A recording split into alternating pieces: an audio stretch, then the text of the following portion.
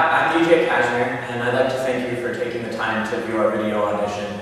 I'm going to start with a piece from Harold Pinter's The Caretaker, and the character's name is Aston, and then I'll be doing a piece from Shakespeare's Henry V, playing King Henry.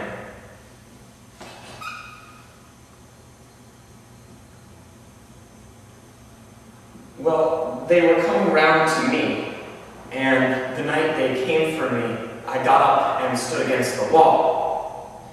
They told me to get on the bed, and I knew they had to get me on the bed because if they did it while I was standing up, they might break my spine.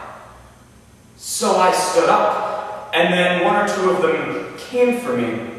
Well, I was younger then. I was much stronger than I am now. I was quite strong then. I laid one of them out, and I had another one round the throat, and then suddenly this chief had these pincers on my skull, and I knew he wasn't supposed to do it while I was standing up. That's why Anyway, he did it. So I did get out. I got out of the place, but I couldn't walk very well.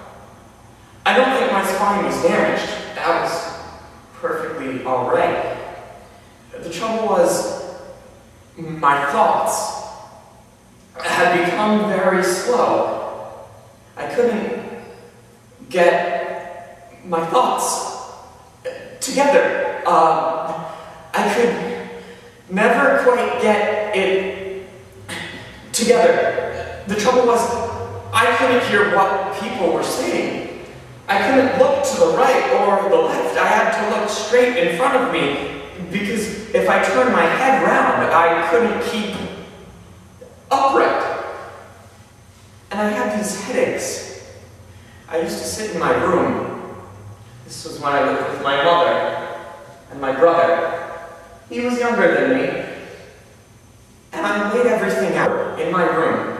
Everything I knew was mine. But I didn't die. The thing is, I should have been dead. I should have died.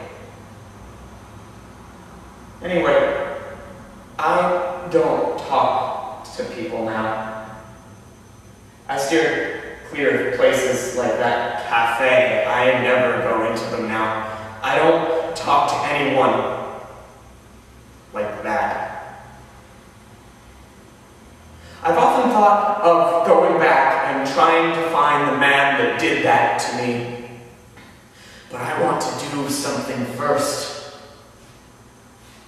I want to build that shed out in the garden.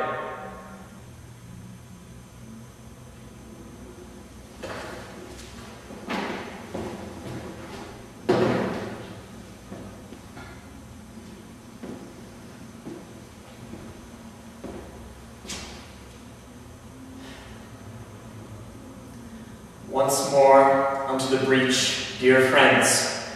Once more. Or close the wall up with our English dead. In peace, there's nothing so becomes a man as modest stillness and humility. But when the blast of war blows in our ears, then imitate the action of the tiger. Stiffen the sinews. Conjure up the blood, disguise fair nature with hard-favored rage. Then lend the eye a terrible aspect. Let it pry through the portage of the head like a brass cannon. Let the brow o'erwhelm it as fearfully as doth the galled rock o'erhang and jutty his confounded base, swilled with the wild and wasteful ocean. Now set the teeth, and stretch the nostril wide, hold hard the breath, and bend up every spirit to his full height. On, you noble English, whose blood was fecked from fathers war-proof. Fathers that, like so many Alexanders, have in these parts were mourned till even fought, and sheathed their swords for lack of argument.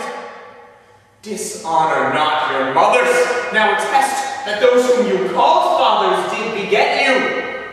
Be copy now to men of grosser blood, and teach them how to war. And you, good yeoman, whose limbs were made in England, show us here the mettle of your pastures. Let us swear that you are worth your breeding, which I doubt not. For there is none of you so mean and base that hath not noble luster in your eyes. I see you stand like gray hounds in the slips, straining upon the start. The game's afoot! Follow your spirit, and upon this charge cry